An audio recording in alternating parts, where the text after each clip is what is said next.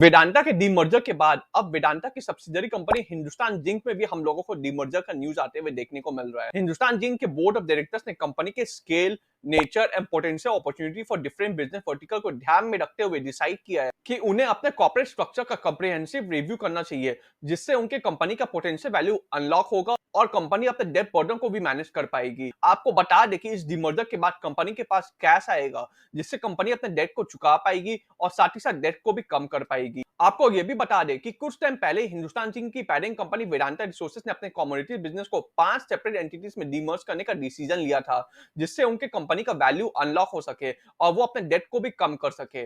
वेदांता अपने aluminium, oil and gas, iron ore and steel सारे business को सेपरेटली लिस्ट करने जा रही है। आपको ये भी बता दें कि एक नॉर्मल डीमर्जर में होता ये है कि कंपनी अपने डिफरेंट बिजनेस को डिफरेंट एंटिटीज में स्प्लिट करती है, लेकिन वेदांता के केस में हम ये देख रहे हैं कि वेदांता अपने iron and steel, aluminium and oil and gas को सेपरेट एंटिटीज में स्प्लिट करेगी।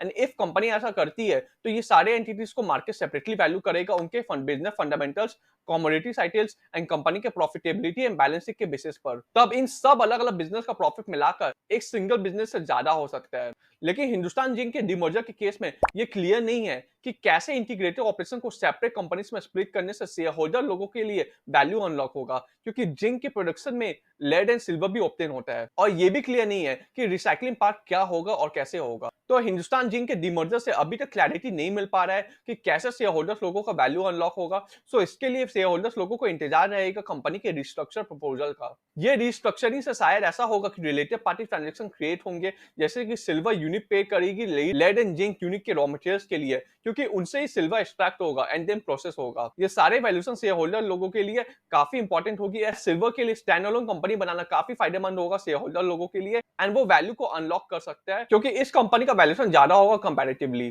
फाइनेंशियल ईयर 23 में जिंक का रेवेन्यू 24,180 करोड़ रुपया था, 3,913 करोड़ रुपया था एंड सिल्वर का रुपीज 4,388 करोड़ था। आपको ये भी बता दें कि प्रमोटर को ऐसा लगता है कि हिंदुस्तान जिंक के सिल्वर बिजनेस का वैल्यूएशन पूरी तरह से हिंदुस्तान जिंक लिमिटेड के 1,30,245 करोड़ मार्केट कैप में रिफ्लेक्ट नहीं हो रहा है।